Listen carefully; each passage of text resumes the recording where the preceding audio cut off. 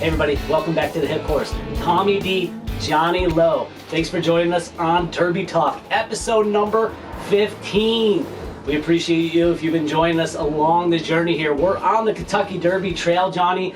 My man, today we're going to look at the top 7 point leaders on their way to the Kentucky Derby, Johnny. My friend, 2 weeks away. How we doing? Doing good, doing good.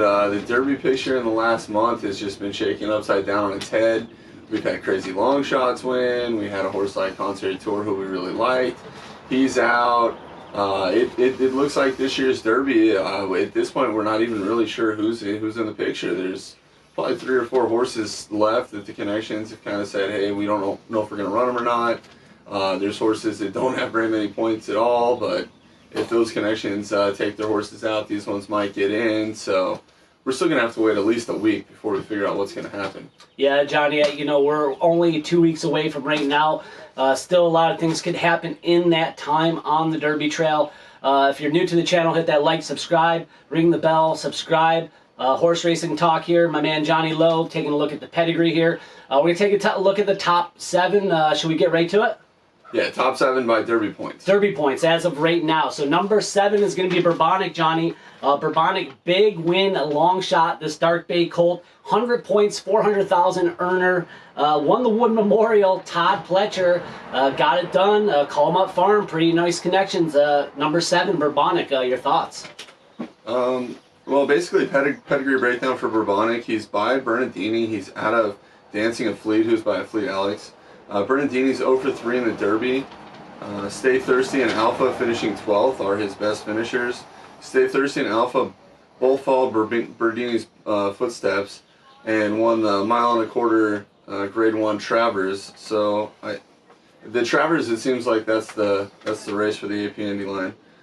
Dancing a Fleet was a Grade 2 winner and dropped 3 foals, 2 of which, including Burbonic, are 6-figure earners and black type. So it's a really nice broodmare that Burbonic has. The second dam dropped 3 6-figure earners and 2 black type. A Fleet Alex is the Mr. Prospector line. The AP Indy Mr. Prospector Cross produced Orb and California Chrome, the winners of the 13 and 14 Kentucky Derbies. Hey, there we go. That's Burbonic, number 7 in the point leader list going into the Kentucky Derby. 2 weeks away. Fastest 2 minutes in sports. Let's move on to number 6, Johnny. Rock Your World. Rock Your World coming out of nowhere. 100 points. John Sadler, Horonis Racing, strong connections. Won the Run Happy Santa Anita Derby last out. This Dark Bay colt. Lots of talk out here in California. Number 6, Rock Your World. How's the pedigree looking there, Johnny? Yeah, so Rock Your World is by Candy Ride out of Charm the Maker, who's by Empire Maker. Candy Ride is 0 for 7 in the Derby, with Gunrunner 3rd place being his best finish. His top 2 prospects going into the Derby, Shared Belief and Mastery, never made the race, but would have probably been the favorites in their years. So that is worth noting. Maybe his 2 best bullets never actually hit the track. Gunrunner won the Breeders' Cup Classic, and Shared Belief won multiple Grade 1 races at the mile and a quarter distance. So as a stallion, it's definitely not out of his range. Charm the Maker was a black type winner in her career and has dropped one other runner who was a black type winner going a mile in turf. Second dam, Charm the Giant, was also black type and led by Liam the Charmer, winner of $343,000 plus in purse money. And third dam, Olympic Charmer, was black type and dropped 7 foals, 3 of which earned 6 figures and 2 were black type. So top and bottom is pretty nice pedigree. Yeah, strong connections for a lot of these, Johnny. But Rock Your World might be one of the steam horses here. Kind of a lot of talk lately of this one. That's 6 on the Derby points. Sitting at 100 points, tied with number 7, Burbonic. Let's move on to number 5, Known Agenda. 102 points, Johnny. This was the winner of the Florida Derby last time, given out on the channel. Nice job. 5th in the Sam Davis, 3rd in the Remsen. This Chestnut colt, St. Elias stable, strong connections, breeder owner there, and then Todd Pletcher. Again, your thoughts, number 5, Known Agenda. Yeah, so Known Agenda is by Curlin out of Bayrama. Bayrama is by Byron. It's a Great Britain broodmare and sire. Curlin's 8 runners have yet to win the Derby, but have had 2 runner-ups. Exaggerator won the Preakness, Palace Malice won the Belmont, Fino Rosso won the Breeders' Cup Classic, as well as the Santa Anita Gold Cup. Keen Ice won the Travers, Idol won the Santa Anita Handicap.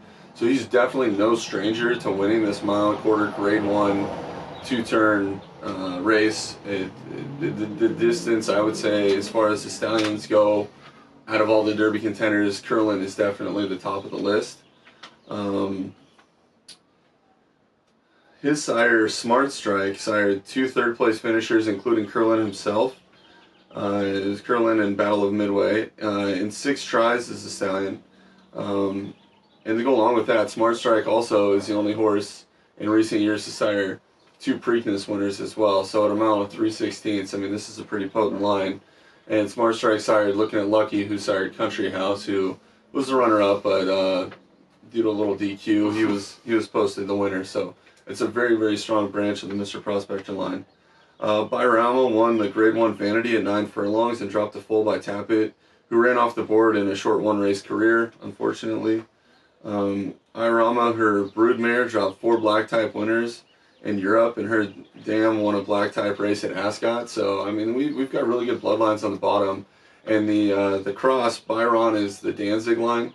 That Mr. Prospector Danzig cross, have they ever won the Derby?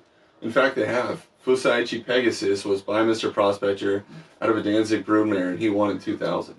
There we go. You know, can be done again. That's number 5, Known Agenda we're talking about, sitting 5th with 102 points here. Let's move on to number 4, Like the King, 104 points. One of the smaller earners on the list, 161K, this Chestnut Colt. I was going to be going synthetic to dirt. Johnnie won the Jeff Ruby Stakes, won the John Battaglia. Wesley Ward is going to be the trainer here. Your thoughts on the pedigree here at number 4, Like the King? Yeah, so Like the King is by Palace Malice out of Like a Queen, who's by Corinthian. Palace Malice will make his debut as a stallion in the Derby here, and was 12th in his Derby run. Sire Curlin, who we just talked about, had obviously 8 runners, Good Magic and Exaggerator running second. Like the King is the only foal to race out of Like a Queen, who is black type placed on the turf. 4 out of 5 on the Femline are black type, with Rahi's Chance earning $220,000+, being the leading earner, earning mail dropped in the recent Femline. Broodmare sire Corinthian is of the AP Indy line.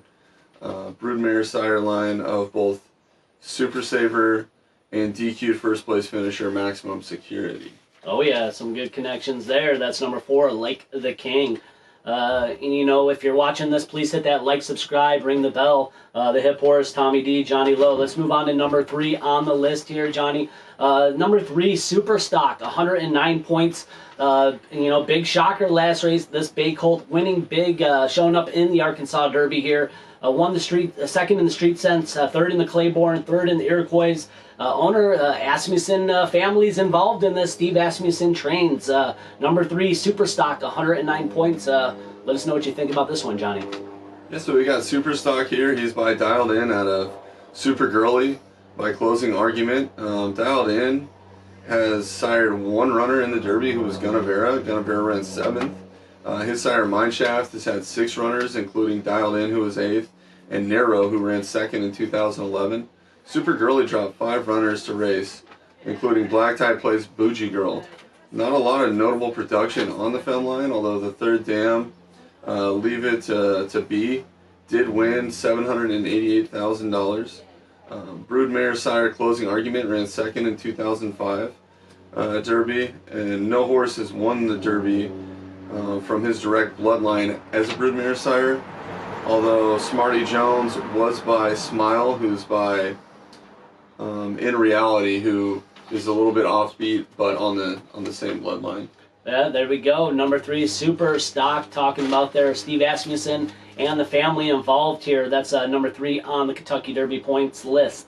Let's move on to number 2, Hot Rod Charlie, sitting at 110 points. This 962,000 earner, Dark Bay Colt here. Won the Louisiana Derby nicely last time out. Set 3rd in the Robert B. Lewis and 2nd in the Breeders' Cup Juvenile here. Doug Oniel, Flavian Pratt gets the call now here.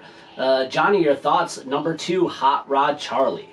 Yeah, so Hot Rod Charlie is by Oxbow out of Indian Mist by Indian Charlie. His first runner to post by Oxbow, who ran 6th in the Derby. Oxbow is by Awesome Again. who's 0 for 4 in the Derby with 3 horses finishing 6th and one running 19th. Indian Miss has dropped 5 horses to run, most notably champion sprinter Mitole, who earned over $3.1 million in his career. NXS, second sire NXS is the second sire on the dam side. Was the broodmare sire of 2017 winner Always Dreaming. 2 of the first 4 on the fem line are black type, with the most notable male drop other than Mitole being Miss Me, winner of 12 races and earning of $546,000 plus in purse money. This is probably one of the more intriguing pedigrees for me that are on the Derby line. I think that Awesome Again line is a little bit underrated. He threw horses like Go Sapper and I can't believe I'm forgetting that horse, not game winner. Who was that Joe Torre's horse that won all those races for Baffert? Game On Dude. Game On Dude. Oh yeah, can't believe I forgot that too. So it's definitely a really, really strong line, and obviously with Oxbow being a Preakness winner, as a sire he hasn't had quite the same success, but I think this is a very interesting contender. Hey, Johnny, I like it. Number 2, Hot Rod Charlie. We're talking about 110 points, sitting at number 2, currently on the Kentucky Derby point list. Let's move on to number 1, Essential Quality, 140 points here. $2.2 million earner, this great colt. Done nothing wrong, Johnny. Tappet, sire here, 5 for 5. Brad Cox. Louis Sy is going to get back aboard. Won the Bluegrass, won the Southwest, won the Breeders' Cup Juvenile, and the Claiborne. The owners, Godolphin is the breeders and the owners here. Johnny, your thoughts? Number 1, Essential Quality. Yeah, so Essential Quality is by Tappet out of Delightful Quality by Elusive Quality. Tappet's had 8 runners in the Derby with an average placing of 7.36 and no winners. Tappet himself was 9th in the Kentucky Derby in 2004. Ironically, Smarty Jones won that year, and he was by Elusive Quality, the broodmare sire of Essential Quality. He has 1 full sibling and 2 half siblings who are combined 0 for 1 lifetime. Broodmare Delightful Quality was black type placed in sprints and earns over $253,000 in her career. His second dam, Contrive, dropped 2005 Eclipse champion Folklore, and his third dam to Japanese Triple Crown winner Contrail. If you follow any Japanese racing, Contrail was an absolute monster. The next 5 in the fem line are all black type. The 2 AP Indy line winners of the Kentucky Derby, 13 and 14, Orb and California Chrome, had the same outcross over Mr. Prospector line broodmares. Although different branches, they have a similar cross to Essential Quality. And one other thing of note is, if you do follow Essential Quality's broodmare line back to Baby League in striking, and you trace it back till now, he actually has the same fem line as Seattle Slew, his sire line on top. And Seattle Slew was inbred to that fem line on the bottom. So very interesting. Definitely a lot of genetics probably coming back from those lines. It's the same line that's produced horses like Dance Number and Number to Count, who, if you look at California Chrome on the bottom, he was inbred to Dance Number and Number to Count, I believe, on the bottom side as well. So it's pretty potent stuff right there. Yeah, Johnny breaking down the pedigree here pretty deep here. Nice work, Johnny. Taking a look at the top 7, just cruised through the top 7 here. Gave a quick little info and broke down the pedigree for you. If you're new to the channel here, hit that like, subscribe, ring the bell. Derby Talk episode number 15. Johnny, we are 2 weeks away from the fastest 2 minutes in sports, the Run for the Roses. Anything else you want to talk about before we get out of here? Yeah, this year's Derby, one thing we said in our very first video was, how will the no Lasix change? We still don't know, but it definitely looks like a different type of crop than we've ever seen before in the Kentucky Derby. So it's going to be interesting. We guessed at the beginning that you would need about 40 points to get in. It looks like those 20-point horses are getting in, and even with a couple more defections, I think we could see a horse with 18 or even 4 points get in the race. So something to definitely keep an eye on. I think the quality of the field might not be something that we've seen in the past. If it's just the lower amount of horses that were bred, or the Lasix keeping the other horses out, but I think it's going to make an interesting betting race. I think that it actually might play less into the pedigrees and more into the handicapping with something like that. Yeah, you would say you think it's wide open here? I'd say it's pretty wide open at this point. Yeah, I mean, there's a couple contenders that I have in my mind that I think we'll probably end up going with when we do our top 5. But as far as a 20-horse race, I think this is one of the more wide open years that we've ever seen. Yeah, Johnny, I agree. And he said top 5. We do our top 5 every year. So stay tuned. Make sure you subscribe to the channel so you know when that comes on. We also are going to be following this by another video looking at the whole field. The other 20 horses on the leaderboard and maybe some other ones that are going to be looking to get in. We did the top 7 here, so we'll take a look at the rest that might be getting into the field. As Johnny said, we're 2 weeks away. We don't know exactly what's going to happen, but we're going to follow the trail for you here on the Hip Horse. All right, everybody, thanks for joining us on the Hip Horse Derby Talk, episode number 15. Johnny Lowe, Tommy D, we appreciate you. Share us with your friends. We're on the Derby Trail 2 weeks away, everybody. Stay tuned. Derby Talk, baby. We'll be back. Good luck, everybody.